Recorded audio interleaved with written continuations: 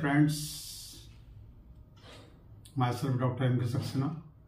आज की इस वीडियोस में मेरा टॉपिक होगा कि प्रॉफिटेबल डेयरी फार्मिंग के लिए बरसीम ही क्यों आवश्यक है। इस विषय पर मैं आपसे चर्चा करूंगा।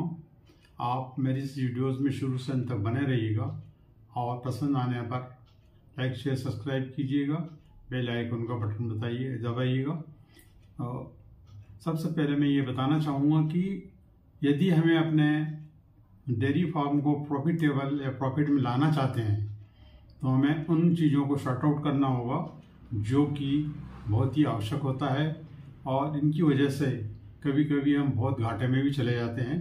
तो सबसे पहले मैं ये बताना चाहूँगा कि पशुपालन में सबसे ज़्यादा अधिक खर्च यदि मवेशियों को आता है तो वो चारे पर ही आता है।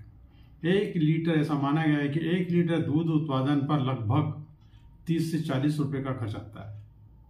किंतु एक रिसर्च ये भी कहती है कि मवेशियों के आहार पर लगभग 60 to 70% तक खर्च आता है। इसके बावजूद भी दूध उत्पादन पूरा नहीं हो पाता है। तो इन परिस्थितियों में हमें ये देखना होगा उन्हें किन कारणों से ये दूध उत्पादन में ये प्रॉब्लम आ रही है, उन्हें कैसे हम कर्टेल कर सकते हैं और दूध उत्पादन को हम अपना एक व्यवसाय बना सकते हैं और डेयरी को प्रॉफिटेबल बना सकते हैं। इसके लिए सबसे अच्छा और यह है कि यदि किसान बरसीम को पशु चारे के रूप में उपयोग करने पर आहार खर्च को पूर्ण रूप से बचाया जा सकता है।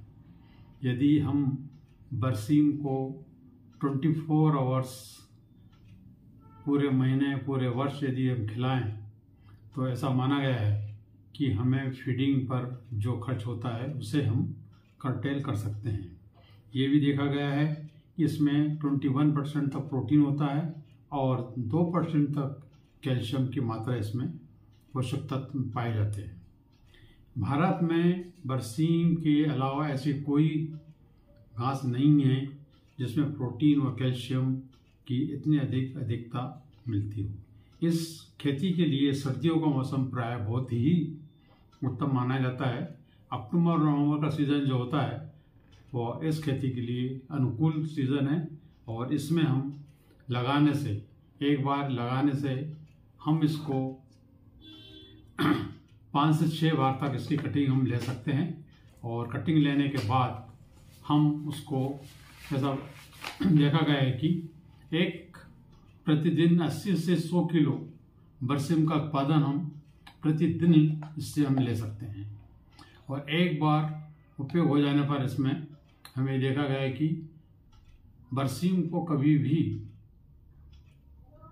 अलग से नहीं खिलाना चाहिए।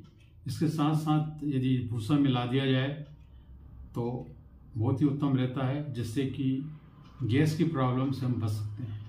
तो ऐसा माना गया है कि यदि हम 70-80 किलो यदि बरसीम दे रहे हैं तो 5 से 10 किलो सूखा भूसा उसमें अवश्य मिलाना चाहिए, जिससे भूसा मिलाने पर मवेशियों में गैस की जो प्रॉब्लम होती है उस समस्या को हम कुछ हद तक दूर कर सकते हैं। यदि देखा गया है कि 10 लीटर दूध यदि गाय या भैंस दे रही है तो हमें उसमें किसी भी प्रकार की फीडिंग की, आहार की कोई ज़रूरत नहीं होती है। इससे अच्छी गुणवत्ता वाला अचार बनाने के लिए भी इसमें राई के साथ इसको मिलाया जा सकता है।